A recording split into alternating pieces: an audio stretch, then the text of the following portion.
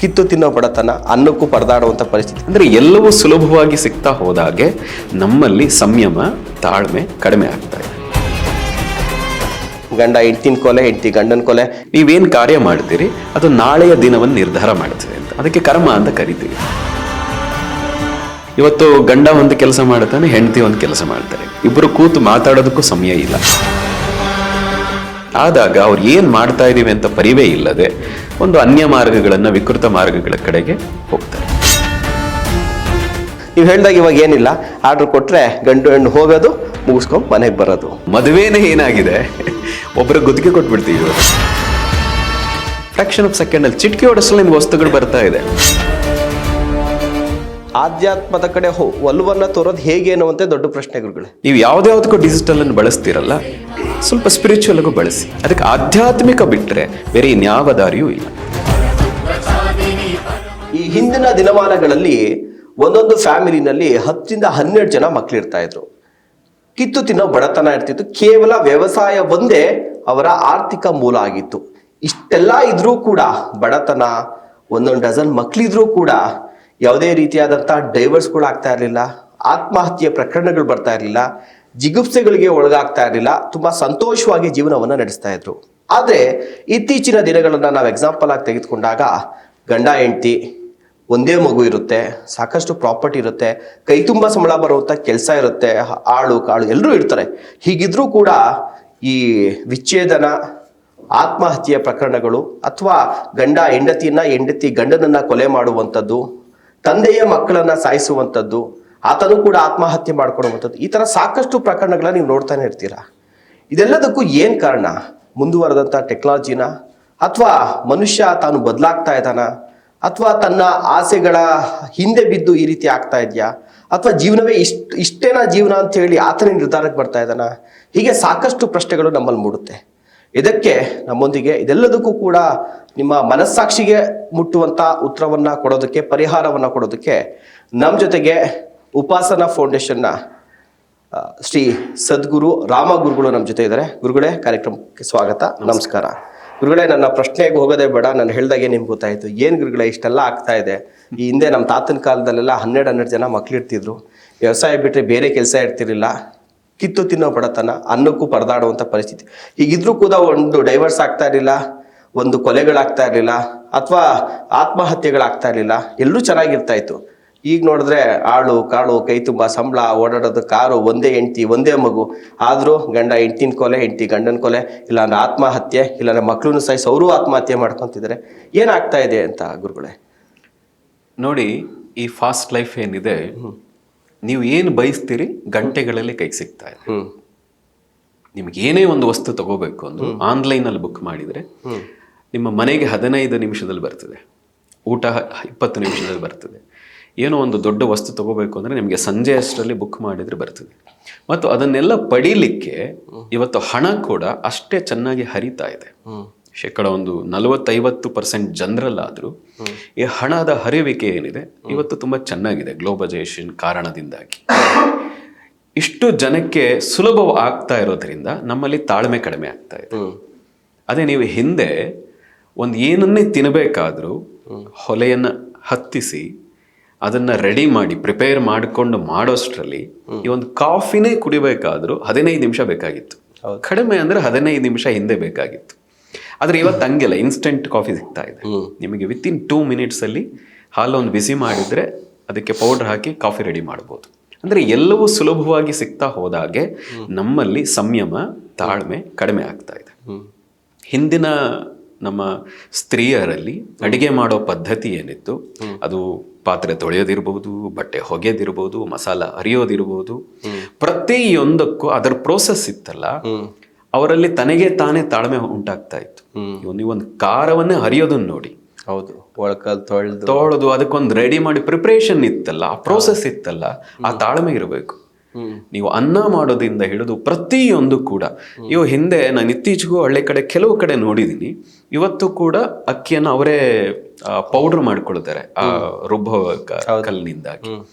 ಈ ಎಲ್ಲ ಪ್ರೋಸೆಸ್ ಏನಿತ್ತು ನಿಮಗೇ ಗೊತ್ತಿಲ್ಲದೆ ನೀವೇನು ಮಾಡ್ತೀರಿ ಅದು ನಿಮ್ಮ ಜೀವನವನ್ನು ನಿರ್ಧಾರ ಮಾಡ್ತದೆ ಅಂತ ನಾವು ಹೇಳೋದು. ಮನೋಶಕ್ತಿ ಅನ್ನುವಂಥ ಕಾರ್ಯಾಗಾರದಲ್ಲಿ ನೀವೇನು ಯೋಚನೆ ಮಾಡ್ತೀರಿ, ನೀವೇನು ಕಾರ್ಯ ಮಾಡ್ತೀರಿ, ಅದು ನಾಳೆಯ ದಿನವನ್ನು ನಿರ್ಧಾರ ಮಾಡ್ತದೆ ಅಂತ. ಅದಕ್ಕೆ ಕರ್ಮ ಅಂತ ಕರಿತೀವಿ.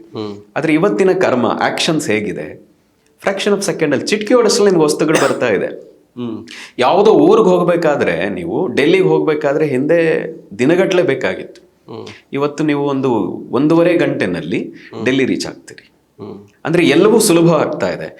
ಆ ಸುಲಭ ಎಲ್ಲವೂ ಆಗಿ ಸುಲಭವಾಗಿ ಎಲ್ಲವೂ ನಿಮಗೆ ಕೈಗೆ ಸಿಗ್ತಾ ಸುಲಭವಾಗಿ ಎಲ್ಲಾ ಕಡೆ ನೀವು ತಲುಪ್ತಾ ನಿಮ್ಮ ಒಳಗೆ ಏನು ಜ್ಞಾನ ಬೆಳಿಬೇಕಾಗಿತ್ತೋ ಅದರ ಬದಲು ತಾಳ್ಮೆ ಕಡಿಮೆ ಆಗ್ತಾ ಇದೆ. ಎಲ್ಲದಕ್ಕೂ ಅವಸರ ಹೆಚ್ಚಾಗ್ತಾ ಇದೆ. ಈ ಅವಸರ ಅವಘಡಕ್ಕೆ ಕಾರಣ ಅಂತ ಒಂದು ಮಾತಿದೆಯಲ್ಲ, ಹಾಗಾಗಿ ಎಲ್ಲವೂ ತಕ್ಷಣಕ್ಕೆ ಬೇಕು ಅನ್ನೋ ನಿರ್ಧಾರಗಳು, ನಮ್ಮಲ್ಲಿ ಸಂಯಮ, ತಾಳ್ಮೆ, ಆ ಸಂಸ್ಕಾರ ಏನಿದೆ ಅದು ಕಡಿಮೆ ಆಗ್ತಾ ಇರೋ ಕಾರಣದಿಂದಾಗಿ ಕುಟುಂಬಗಳಲ್ಲಿ ತಮಗೇ ಗೊತ್ತಿಲ್ಲದೆ ಜಗಳಗಳು ಶುರು ಆಗ್ತಾ ಇದೆ. ಎಲ್ಲವೂ ಬೇಕು ಮತ್ತು ನಾನು ದುಡಿತಾ ಇದ್ದೀನಿ, ನನಗೂ ಸರಿ ಸಮಾನವಾದ ಹಕ್ಕಿದೆ ಅನ್ನೋ ಕಾರಣ, ಈ ಥರದ ಬೇರೆ ಬೇರೆ ದಿಕ್ಕಿನಿಂದಾಗಿ ಯಾವಾಗ ಸಮಾನ ಮನಸ್ಕರ ಸ್ಥಿತಿ ಇರಲ್ಲ. ಈಗ ನೋಡಿ, ಹಿಂದೆ ಗಂಡ ಹೊಲಕ್ಕೆ ಹೋದರೆ ಹೆಂಡತಿ ಅಡುಗೆ ಮಾಡಿಕೊಂಡು ಹೊಲಕ್ಕೆ ಸಹಕಾರ ಆಗುವಾಗೆ ಬದುಕ್ತಾ ಇದ್ರು. ಇವತ್ತು ಗಂಡ ಒಂದು ಕೆಲಸ ಮಾಡ್ತಾನೆ, ಹೆಂಡತಿ ಒಂದು ಕೆಲಸ ಮಾಡ್ತಾರೆ. ಇಬ್ಬರು ಕೂತು ಮಾತಾಡೋದಕ್ಕೂ ಸಮಯ ಇಲ್ಲ. ಎಲ್ಲರೂ ದೂರ ಹತ್ರ ಇದ್ರು, ಒಂದೇ ಮನೆಯಲ್ಲಿದ್ರು, ಒಂದೇ ಸೂರ್ಯನ ಕೆಳಗಿದ್ರು, ಒಂದು ಮನಸ್ಸಿನ ಸ್ಥಿತಿಗಳು ತುಂಬಾ ದೂರ ಆಗ್ತಾ ಇದೆ. ಈ ಎಲ್ಲ ಕಾರಣದಿಂದಾಗಿ ನಮ್ಮಲ್ಲಿ ಏನು ಸಂಸ್ಕಾರ ಬರಬೇಕಾಗಿತ್ತು, ನಾವು ಮದುವೆ ಆಗಿರೋದೇ ಈ ಕುಟುಂಬಕ್ಕಾಗಿ, ಮುಂದಿನ ಸಂತಾನ ಬೆಳವಣಿಗೆ ಆಗಬೇಕು, ಈ ಕುಟುಂಬ ಬೆಳಿಬೇಕು, ಈ ಕಾನ್ಸೆಪ್ಟ್ಗಳೇನಿತ್ತು ಇದೆಲ್ಲವೂ ಈಗ ಜನರಲ್ಲಿ ಹೋಗ್ಬಿಡ್ತಾ ಇದೆ.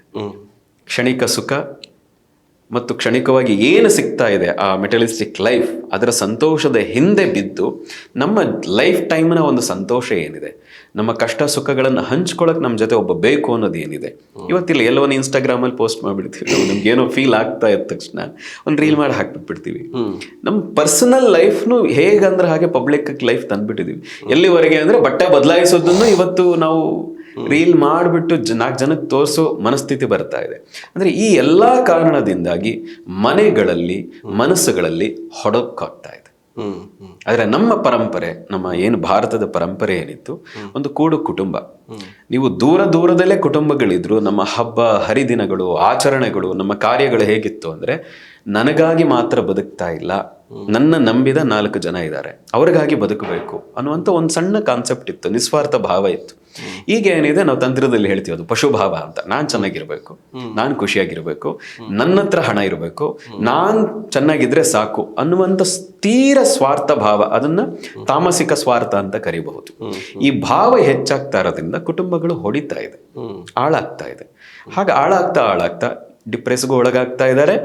ಎಲ್ಲಾ ರೀತಿಯ ಮಾನಸಿಕವಾದಂಥ ರೋಗಗಳಿಗೆ ಇವತ್ತು ಭಾರತದವರು ತುತ್ತಾಗ್ತಾ ಇದ್ದಾರೆ. ಇದನ್ನೆಲ್ಲ ಹಿಂದೆ ನಾವು ವಿದೇಶದಲ್ಲಿ ಕೇಳ್ತಾ ಇತ್ತು.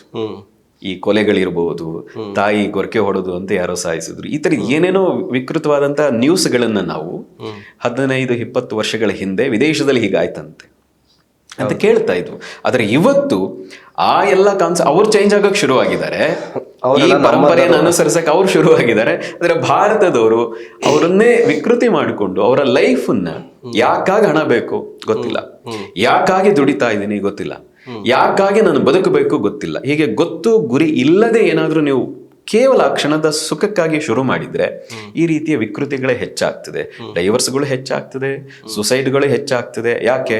ಮಾನಸಿಕ ಒತ್ತಡಗಳು ಹೆಚ್ಚಾಗ್ತದೆ. ಆದಾಗ ಅವ್ರು ಏನ್ ಮಾಡ್ತಾ ಇದೀವಿ ಅಂತ ಪರಿವೇ ಇಲ್ಲದೆ ಒಂದು ಅನ್ಯ ಮಾರ್ಗಗಳನ್ನ, ವಿಕೃತ ಮಾರ್ಗಗಳ ಕಡೆಗೆ ಹೋಗ್ತಾರೆ. ಇನ್ಕ್ಲೂಡಿಂಗ್ ಗುರುಗಳೇ, ಈ ಹಬ್ಬ ಹರಿದಿನಗಳು ಅಂತ ಬಂದಾಗೂ ಕೂಡ ಅಷ್ಟೇ ನಮ್ಮಲ್ಲೊಂದು ಹೊಸ ಒಂದು ಹುಮ್ಮಸ್ಸು, ಉತ್ಸಾಹ, ಉಲ್ಲಾಸ, ಒಂದು ಪರಿವರ್ತನೆಗೆ ಒಂದು ಸಾಕ್ಷಿ ಆಗ್ತಾ ಇತ್ತು. ಎಲ್ಲೋ ಇವಾಗ ನೀವು ಹೇಳಿದಾಗ ಹಬ್ಬಗಳು ಕೂಡ ಮುಂಚೆ ಎಲ್ಲ ಸಂಕ್ರಾಂತಿ ಹಬ್ಬ ಬಂತು ಅಂತಂದರೆ ಕೊಬ್ಬರಿನ ತೋಟದಲ್ಲೆಲ್ಲ ಹಾಯ್ಕೊಂಬಂದು ಅದನ್ನೆಲ್ಲ ಕ್ಲೀನ್ ಮಾಡಿ ತಾಯಿ ಎಲ್ಲ ಹಚ್ಕೊಟ್ಟು ಅದನ್ನೆಲ್ಲ ನಾವು ಮಕ್ಕಳೆಲ್ಲ ಅದನ್ನ ಬಿಸ್ತಲ್ಲಿ ಹಾಕಿ ಯಾರ್ದು ಪ್ರಾಣಿ ಪಕ್ಷಿಗಳು ತಿಂದಿರೋ ಥರ ನೋಡಿಕೊಂಡು ಅದನ್ನೆಲ್ಲ ಫೀಲ್ ಮಾಡ್ತಾ ಇದ್ದು. ಎಲ್ಲವನ್ನು ಕೂಡ ಆಚರಣೆಯಲ್ಲಿ ಒಂದು ಹೊಸತನದಲ್ಲಿ ನಮಗೆ ಅನ್ನಿಸ್ತಾ ಇತ್ತು. ಈಗ ಎಲ್ಲವೂ ಕೂಡ ರೆಡಿಮೇಡ್ ಆಗೋಗಿದೆ. ಎಲ್ಲವೂ ಕೂಡ ಈಗ ಆನ್ಲೈನಲ್ಲಿ ಬುಕ್ ಮಾಡಿದ್ರೆ ಎಳ್ಳು ಬೆಲ್ಲನೂ ಸಿಗುತ್ತೆ, ಬೇವು ಬೆಲ್ಲನೂ ಸಿಗುತ್ತೆ, ಕಬ್ಬು ಸಿಗುತ್ತೆ, ಪೊಂಗಲ್ಲು ಸಿಗುತ್ತೆ, ಇಕ್ಕಿದ ಬೆಳೆ ಸಾಂಬಾರು ಸಿಗುತ್ತೆ ಇವಾಗ. ಹೀಗಾಗಿ ಎಲ್ಲೋ ಈ ಹಬ್ಬಗಳನ್ನೂ ಕೂಡ ನಾವು ಎಂಜಾಯ್ ಮಾಡುವಂಥದ್ದು ಅಥವಾ ಜೀವನಕ್ಕೆ ಅಳವಡಿಸ್ಕೊಳ್ಳುವಂಥದ್ದು ಅದನ್ನು ಕೂಡ ಮರಿತಾ ಇದೀವಿ. ಇದು ಒಂದು ಕಾರಣನಾ ಗುರುಗಳೆಲ್ಲ? ಖಂಡಿತ. ನೋಡಿ, ನಾವು ಪ್ರತಿ ಹಬ್ಬಗಳು ಭಾರತದಲ್ಲಿ ಅಂತ ಹೇಳ್ತಾರೆ ದಿನಕ್ಕೊಂದು ಹಬ್ಬ ಇದೆ ಅಂತ. ಹಬ್ಬ ಇಲ್ಲದೆ ಇರೋ ದಿನ ಇಲ್ಲ ಅಂತ. ದಿನಾನು ಹಬ್ಬನೇ ಅಂತ ಒಂದು ಮಾತೇ ಇದೆಯಲ್ಲ. ಹಾಗ ಅಷ್ಟು ಹಬ್ಬಗಳು ಯಾಕೆ? ನಮ್ಮಲ್ಲೊಂದು ಸಾಮರಸ್ಯ ಬರಲಿ.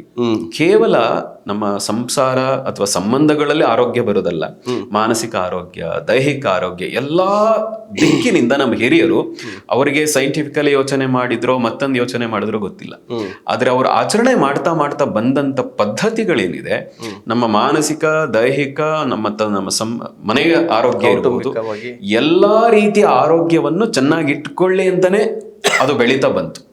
ಆದ್ರೆ ಅದರ ಆಚರಣೆ ಈಗ ಏನಾಗಿದೆ, ನಾ ಹೇಳದಂಗೆ ಇನ್ಸ್ಟೆಂಟ್ ಆಗೋಯ್ತು. ನೀವು ಹೇಳದ ಹಾಗೆ ಬೆಲ್ಲವೂ ಅಂಗಡಿಯಿಂದ, ಕೊಬ್ಬರಿಯೂ ಅಂಗಡಿಯಿಂದ. ಈಗ ನಾವು ನೋಡಿದ್ವಿ ನಮ್ಮ ಚಿಕ್ಕ ವಯಸ್ಸಿನಲ್ಲೆಲ್ಲ ಪ್ರತಿ ಹಬ್ಬಗಳಿಗೆ ಆಯಾಯ ಸಂದರ್ಭಕ್ಕೆ ಸಿಗುವಂತದ್ದನ್ನ ತೋಟಕ್ಕೆ ಹೋಗಿ ನಾವು ತರ್ತಾ ಇದ್ವಿ. ಹೌದು. ಅಥವಾ ನಮ್ಮದೇ ಯಾರ್ದೋ ಸಂಬಂಧಿಕರು ಮನೆಗೆ ಹೋಗಿ ಅಲ್ಲಿಂದ ತಗೊಂಡ್ಬರುದು, ಕೊಡುದು, ಕೊಂಡುಕೊಡುದು, ಈ ಏನೆಲ್ಲ ಪದ್ಧತಿಗಳಿತ್ತು ಇದೆಲ್ಲವೂ ಸಂಬಂಧಗಳನ್ನ ಇನ್ನು ಗಟ್ಟಿಗೊಳಿಸ್ತಾ ಹೋಗ್ತಾ ಇತ್ತು. ನೀವೇನೇ ಮಾಡಿದ್ರು ಕೂಡು ಕುಟುಂಬದಲ್ಲೇ ಮಾಡ್ಬೇಕು. ಅಪ್ಪ ಅಲ್ಲಿ ತೋರಣ ಕಟ್ತಾ ಇದ್ರೆ ಅಮ್ಮ ಅಡಿಗೆ ಮಾಡ್ತಾ ಇರೋ, ಯಾರೋ ಹಿರಿಯರು ಹಸುನ್ ಮೈ ತೊಳಿತಾ ಇರೋ, ಇಲ್ಲ ಮನೆ ಕ್ಲೀನ್ ಮಾಡ್ತಾ ಇರೋರು, ಇನ್ಯಾರೋ ಇನ್ನೇನನ್ನು ಅಡಿಗೆ ತಯಾರು ಮಾಡೋರು. ಈ ರೀತಿ ಒಬ್ಬೊಬ್ರು ಒಂದೊಂದು ಕೆಲಸವನ್ನ ಮಾಡ್ತಾ ಇಡೀ ಹಬ್ಬವನ್ನ ಎಂಜಾಯ್ ಮಾಡ್ತಾ ಇದ್ರು.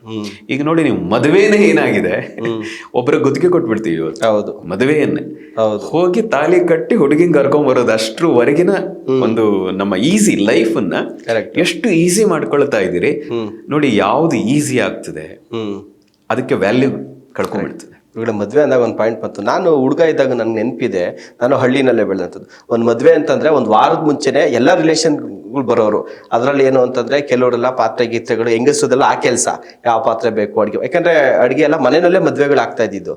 ಇನ್ನು ದೊಡ್ಡವ್ರದ್ದೆಲ್ಲರೂ ಕೂಡ ಏನು ಅಂತಂದ್ರೆ ಗರಿ ಕಟ್ಕೊಂಬರೋದು, ಮತ್ತೆ ಬಾಳೆ ಎಲೆ ಕುಯ್ಕೊಂಬರೋದು, ಬಾಳೆ ದುಡ್ಡು, ಎಲ್ಲರೂ ಕುಟುಂಬ ಸಮೇತವಾಗಿ ಎಂಜಾಯ್ ಮಾಡ್ಕೊಂಡು ವಾರಗಟ್ಲೆ ಅದನ್ನ ಫೀಲ್ ಮಾಡ್ತಿದ್ದು. ನೀವು ಹೇಳಿದಾಗ ಇವಾಗ ಏನಿಲ್ಲ, ಆರ್ಡರ್ ಕೊಟ್ರೆ ಗಂಡು ಹೆಣ್ಣು ಹೋಗೋದು, ಮುಗಿಸ್ಕೊಂಡ್ ಮನೆಗೆ ಬರೋದು. ನೋಡಿ, ಯಾವ್ದು ಸುಲಭವಾಗಿ ಸಿಗ್ತಾ ಹೋಗ್ತದೋ, ಸುಲಭವಾಗ್ತಾ ಆಗ್ತದೋ ಅದಕ್ಕೆ ವ್ಯಾಲ್ಯೂ ಕಳ್ಕೊಂಡ್ಬಿಡ್ತೀವಿ. ನೀವು ದೇವಸ್ಥಾನಕ್ಕೆ ನೋಡಿ, ನೀವು ಎಷ್ಟು ಕಷ್ಟಪಟ್ಟು, ನಮ್ಮ ಹಿಂದಿನ ಎಲ್ಲಾ ದೇವಸ್ಥಾನಗಳು ಊರಿನ ಮಧ್ಯೆ ಇರೋದಕ್ಕಿಂತ ಊರಿನ ಹೊರಗೆ ಇರ್ತಾ ಇತ್ತು. ಯಾವುದೋ ಬೆಟ್ಟದ ಮೇಲೆ, ಕಾಡಿನ ನಡುವೆ. ಈಗ ತಿರುಪತಿ ಇರಬಹುದು, ವೈಷ್ಣೋ ದೇವಿ ಇರಬಹುದು, ಕೇದಾರ್ನಾಥ್ ಇರಬಹುದು, ಎಲ್ಲವೂ ನೀವು ದುರ್ಗಮವಾದ ಪ್ರದೇಶಗಳಲ್ಲಿ ನೀವು ಕಷ್ಟಪಟ್ಟು ಹೋಗಿ ನೀವು ಆ ದೇವರ ಮುಂದೆ ನಿಂತಾಗ ಫೀಲ್ ಇದೆಯಲ್ಲ, ನೀವು ತುಂಬಾ ಎಂಜಾಯ್ ಮಾಡ್ತೀರಿ, ಆ ತಲೀನರಾಗ್ತೀರಿ ಆ ದೈವದ ಮುಂದೆ ನಿಂತಾಗ. ಯಾಕೆಂದ್ರೆ ಇಲ್ಲಿಂದ ಕಷ್ಟಪಟ್ಕೊಂಡು ಹೋಗ್ತೀರಿ. ಈಗ ಎಲ್ಲೋ ಸುಲಭವಾದಾಗ ನೀವು ದೇವರ ಮುಂದೆ ನಿಂತಾಗ ಒಂದು ಯಾಂತ್ರಿಕತೆ ಅನ್ನೋದು ಶುರು ಆಗ್ಬಿಟ್ಟಿದೆ. ನೀವು ದೇವರ ಮುಂದೆ ನಿಲ್ಲಿ, ಎಲ್ಲೇ ನಿಲ್ಲಿ, ಆ ಫೀಲ್ ಮಾಡಬೇಕಾದ್ರೆ ನಿಮ್ಮ ದೈಹಿಕ ಮಾನಸಿಕ ಶ್ರಮ ಇರಬೇಕು. ಆ ಶ್ರಮ, ಕಷ್ಟ ಇಲ್ಲದೆ ಹೋದ್ರೆ ತೃಪ್ತಿ ಸಿಗಲ್ಲ. ನೋಡಿ, ಹಿಂದಿನವರು ತುಂಬಾ ಸುಲಭವಾಗಿ ನಿದ್ದೆ ಮಾಡ್ತಾ ಇದ್ರು. ಜೀವನ ಕಷ್ಟ ಇತ್ತು, ಬಡತನ ಇತ್ತು, ಆದ್ರೆ ಸುಖ ಇತ್ತು. ಹೌದು. ಈಗ ಎಲ್ಲವೂ ಸುಲಭ ಇದೆ, ಆದ್ರೆ ಸುಖದ ನಿದ್ದೆ ಇಲ್ಲ. ಹೌದು. ನಿದ್ದೆಗೂ ಕೂಡ ಮಾತ್ರೆ ತಗೊಳ್ಳೋ ಸ್ಥಿತಿ ಬಂದಿದೆ. ಇಲ್ಲ ಏನೋ ಒಂದು ತಿಂದು ಅದರಿಂದಾಗಿ ನಿದ್ದೆಯನ್ನ ಪಡೆಯುವಂತ ಸ್ಥಿತಿ ಬಂದಿದೆ. ಕಷ್ಟ ಇರ್ಲಿ, ಶ್ರಮ ಇರ್ಲಿ, ಆದ್ರೆ ರಾತ್ರಿ ಹೊತ್ತು ತೃಪ್ತಿ ಅನ್ನೋದಿತ್ತು, ಸಂತೋಷ ಅನ್ನೋದಿತ್ತು. 8 ಗಂಟೆಗೆಲ್ಲ ಮಲಗ್ಬಿಡ್ತಿದ್ರು ಗುರುಗಳೇ. ಇವತ್ತು ನೀವು 12 ಗಂಟೆ ಆದ್ರೂ ನಿದ್ದೆ ಬರದೇ ಇರುವಂತ ಸ್ಥಿತಿ ಬಂದಿದೆ. ನಾ ಹೇಳೋದು ಎಲ್ಲವೂ ಬೇಕು, ಈ ಮೆಟಲಿಸ್ಟಿಕ್ ಲೈಫೂ ಬೇಕು, ಆದ್ರೆ ಎಷ್ಟು ಬೇಕು, ಹೇಗೆ ಬೇಕು, ಯಾಕಾಗಿ ಬೇಕು ಅನ್ನೋದು ಗೊತ್ತಿದ್ರೆ ಮಾತ್ರ ನೀವು ಇದೆಲ್ಲವನ್ನು ನೀವು ಬಳಸ್ತೀರಿ. ಇಲ್ಲ ಅವುಗಳು ನಿಮ್ಮನ್ನು ಬಳಸೋಕೆ ಶುರುವಾಗ್ತದೆ. ಆಧ್ಯಾತ್ಮಿಕತೆ ಹೇಳ್ಕೊಡೋದು ಇದನ್ನ. ಎಲ್ಲದರ ನಡುವೆ ಇರು, ಮೆಟಲಿಸ್ಟಿಕ್ ಲೈಫ್ ಅನ್ನು ಬಳಸು. ಒಳ್ಳೆ ವಾಚು, ಒಳ್ಳೆ ಮನೆ, ಒಳ್ಳೆ ಬಟ್ಟೆ, ಆ ಸುಖದ ಎಲ್ಲವನ್ನು ಅನುಭವಿಸು. ಆದ್ರೆ ಯಾವುದು ಕೊಂಡ್ಕೋಬೇಡ, ಯಾವುದು ಪರ್ಮನೆಂಟ್ ಅಂತ ಭಾವಿಸಬೇಡ. ಹಾಗಿದ್ದಾಗ ಮಾತ್ರ ನೀನು ಎಲ್ಲದರ ನಡುವೆ ಇದ್ದು ಅದಕ್ಕೆ ನೀನು ಅಟ್ಯಾಚ್ ಆಗದೆ ಡಿಟ್ಯಾಚ್ ಆಗಿ ನಿನ್ನ ಜೊತೆ ನೀನು ಇರಕ್ ಸಾಧ್ಯ ಅನ್ನೋದನ್ನ ಆಧ್ಯಾತ್ಮಿಕ ಕಲಿಸ್ಕೊಡ್ತದೆ. ಹಾಗಾಗಿ ನೀವು ಎಲ್ಲಾ ಲೈಫನ್ನು ಎಂಜಾಯ್ ಮಾಡಿ, ಮೆಟಲಿಸ್ಟಿಕ್ ಲೈಫಲ್ಲಿ ಇರಿ, ಆದ್ರೆ ಇದ್ದು ಕೂಡ ಸ್ಪಿರಿಚುವಲ್ ಅನ್ನ ನಿಮ್ಮ ಲೈಫನ್ನು ಒಂದು ಭಾಗವಾಗಿ ಇಟ್ಟುಕೊಂಡ್ರೆ ಸಂಸಾರ, ನಿಮ್ಮ ಸಂಬಂಧ, ನಿಮ್ಮ ದೇಹ, ನಿಮ್ಮ ಮನಸ್ಸು ಎಲ್ಲವನ್ನು ಆರೋಗ್ಯವಾಗಿಟ್ಟುಕೊಂಡು ಉತ್ತಮವಾದ, ಅದ್ಭುತವಾದ, ಆನಂದದಾಯಕವಾದ ಸಂತೋಷ ಅಲ್ಲ, ಕೇವಲ ತೃಪ್ತಿ ಅಲ್ಲ, ಕೇವಲ ಸುಖ ಅಲ್ಲ, ಅದಕ್ಕೂ ಮೀರಿದ ಆನಂದದಾಯಕವಾದಂತಹ ಜೀವನ, ಪರಮಾನಂದ, ಬ್ರಹ್ಮಾನಂದ ಅಂತ ಏನ್ ಕರೀತಾರೆ, ಆ ರೀತಿಯ ಜೀವನವನ್ನ ನಿಮ್ದಾಗಿಸ್ಕೋಬಹುದು. ಅದಕ್ಕೆ ಆಧ್ಯಾತ್ಮಿಕ ಬಿಟ್ರೆ ಬೇರೆ ಇನ್ಯಾವ ದಾರಿಯೂ ಇಲ್ಲ ಅಂತ. ಗುರುಗಳು, ಬೆಂಗಳೂರು ಅಂತ ಸಿಟಿನಲ್ಲಿ ನೀವು ಹೇಳ್ದಾಗೆ ಇವೆಲ್ಲವನ್ನ ಕೂಡ ನಾವು ಬಳಸ್ಕೊಂಡು, ಈ ಟೆಕ್ನಾಲಜಿ ಇದೆಲ್ಲವೂ ಕೂಡ ನಾವು ಬಳಸ್ಕೊಂಡು ಆಧ್ಯಾತ್ಮದ ಕಡೆ ಒಲವನ್ನ ತೋರೋದು ಹೇಗೆ ಅನ್ನುವಂತೆ ದೊಡ್ಡ ಪ್ರಶ್ನೆ ಗುರುಗಳೇ. ನೋಡಿ, ನನಗೆ ಟೈಮ್ ಇಲ್ಲ, ಒಂದು ಅರ್ಧ ಗಂಟೆ ಯೋಗ ಮಾಡಿ, ನನಗೆ ಟೈಮ್ ಇಲ್ಲ. ಒಂದು ಅರ್ಧ ಗಂಟೆ ಧ್ಯಾನ ಮಾಡಿ, ಒಂದು 10 ನಿಮಿಷ ದೇವಸ್ಥಾನಕ್ಕೆ ಹೋಗಿ ಟೈಮ್ ಇಲ್ಲ. ಇನ್ನೆಲ್ಲೋ ಬಸ್ಸಲ್ಲಿ 1 ಅವರ್ ಕಾಯ್ತಾರೆ, ಟ್ರಾಫಿಕಲ್ಲಿ 2 ಅವರ್ ಕಾಯ್ತಾರೆ, ಎಲ್ಲದಕ್ಕೂ ಕಾಯ್ತಾರೆ, ಇದಕ್ಕೆ ಮಾತ್ರ ಟೈಮ್ ಇಲ್ಲ ಅನ್ನೋ ರೀಸನ್.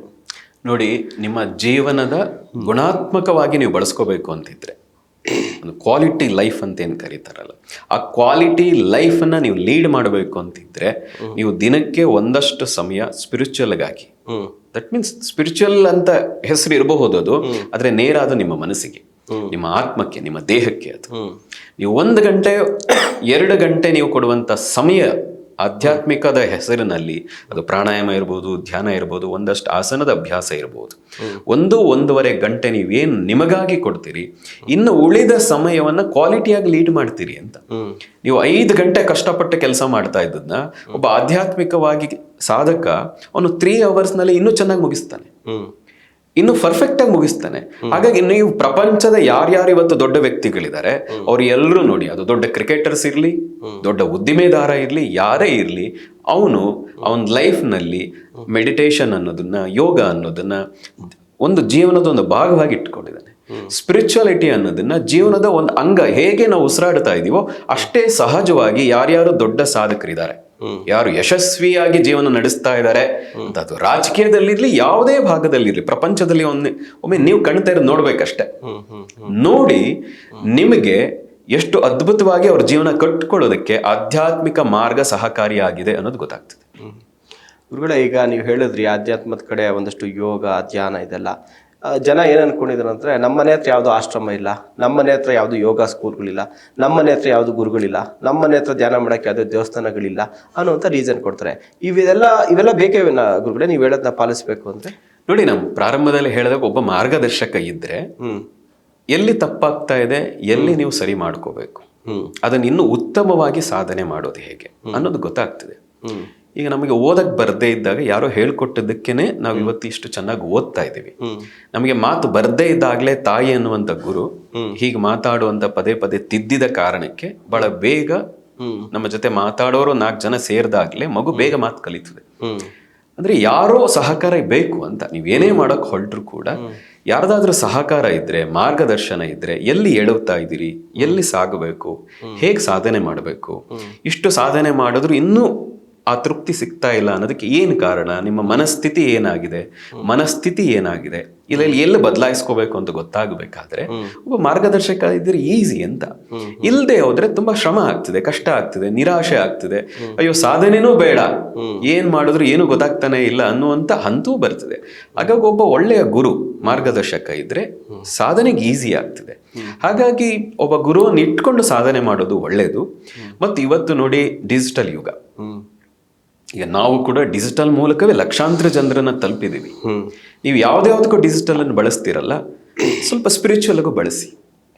ಇಂತಹ ಸ್ಪಿರಿಚುವಲ್ ಮಾತುಗಳನ್ನ 2 ಸರಿ ಕೇಳಿ, ಒಂದ್ಸರಿ ಅರ್ಥವೇ ಆಗಲ್ಲ, ತುಂಬಾ ಸುಲಭವಾದ ಮಾತು ಅಂತ ಅನಿಸ್ತದೆ ಕೇಳಬೇಕಾದ್ರೆ. ಆದ್ರೆ ತುಂಬಾ ಗಾಢವಾಗಿ ನಿಮಗೆ ಅರ್ಥ ಆಗಬೇಕಾದ್ರೆ 1-2 ಸರಿ ಕೇಳಿಸ್ಕೊಂಡು ಅದನ್ನ ಅರ್ಥ ಮಾಡಿಕೊಂಡು ಫಾಲೋ ಮಾಡಕ್ ಶುರು ಮಾಡಿದ್ರೆ ಖಂಡಿತ ನಿಮ್ಮ ಜೀವನದಲ್ಲಿ ಸಾಕಷ್ಟು ಬದಲಾವಣೆಗಳನ್ನ ಪಾಸಿಟಿವ್ ಆಗಿ, ಧನಾತ್ಮಕವಾಗಿ ಬದಲಾಯಿಸ್ಕೊಳ್ಳಕ್ ಸಾಧ್ಯ ಇದೆ.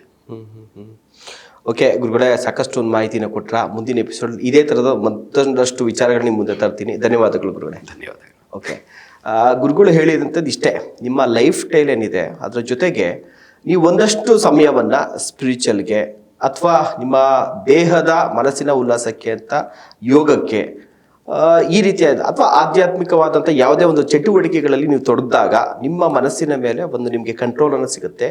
ಈ ರೀತಿಯಾದಂಥ ಒಂದಷ್ಟು, ಯಾಕೆಂದರೆ ನೀವು ಮಾಡ್ತಾ ಇರೋಂಥ ಕೆಲಸಗಳು, ನೀವು ಪಡ್ಕೊಂಡಿರೋಂಥ ಫೆಸಿಲಿಟಿಗಳಲ್ಲಿ ನಿಮಗೆ ತಾಳ್ಮೆ ಅನ್ನೋದೇ ಹೋಗ್ಬಿಟ್ಟಿದೆ. ಹಿಂದಿನ ಕಾಲದ ಲೈಫ್ ಸ್ಟೈಲ್ ಆಗಿದ್ರೆ ಓಕೆ ಅನ್ಬೋದಿತ್ತು, ಈಗಿನ ಲೈಫ್ ಸ್ಟೈಲ್. ಹೀಗಾಗಿ ಒಂದಷ್ಟು ಸಮಯಗಳ ಕಾಲ, ಒಂದು ಅರ್ಧ ಗಂಟೆ, 1 ಗಂಟೆ ಸ್ವಲ್ಪ ಆಧ್ಯಾತ್ಮದ ಕಡೆ, ಸ್ವಲ್ಪ ಯೋಗದ ಕಡೆ ಗಮನ ಕೊಟ್ರೆ ನೀವು ಈ ರೀತಿಯಾದಂಥ ಜಂಜಾಟ, ಒತ್ತಡಗಳಿಂದ ನೀವು ಹೊರ ಬರಬಹುದು ಅನ್ನುವಂಥದ್ದು ಅದು ಎಲ್ಲಿ ಸಿಗುತ್ತೆ ಅದು ಎಲ್ಲಿ ಹೋಗಬೇಕು ಅನ್ನುವಂಥ ನಿಮಗೆ ಪ್ರಶ್ನೆಗಳಿರುತ್ತೆ. ಅದಕ್ಕೆ ಸ್ಕ್ರೀನ್ ಮೇಲೆ ಉಪಾಸನಾ ಫೌಂಡೇಶನ್ ನಂಬರ್ ಕೂಡ ಕೊಟ್ಟಿದ್ದೀವಿ. ಇವರು ಈ ರೀತಿಯಾದಂಥ ಆಧ್ಯಾತ್ಮಿಕ ಶಿಬಿರಗಳನ್ನ ಮಾಡ್ತಾ ಇರ್ತಾರೆ. ನಿಮಗೆ ಕಾಂಟ್ಯಾಕ್ಟ್ ಮಾಡಿ ಕೇಳಿದಾಗ ಯಾವ ಶಿಬಿರಕ್ಕೆ ನಿಮ್ಗೆ ಅನುಕೂಲ ಆಗುತ್ತೆ ಆ ಶಿಬಿರಕ್ಕೆ ಹೋಗಿ ಈ ಒಂದು ತರಬೇತಿಯನ್ನು ಕೂಡ, ಜೊತೆಗೆ ನಿಮ್ಮ ಮನಸ್ಸಿನ ರಿಲ್ಯಾಕ್ಸ್ಗೆ ಈ ಒಂದು ತರಬೇತಿನ ಪಡ್ಕೊಳೋದು ಉತ್ತಮ ಅಂತ ಹೇಳ್ತಾ ಕಾರ್ಯಕ್ರಮ ಮುಗಿಸ್ತಾ ಇದ್ದೀನಿ. ನಮಸ್ಕಾರ.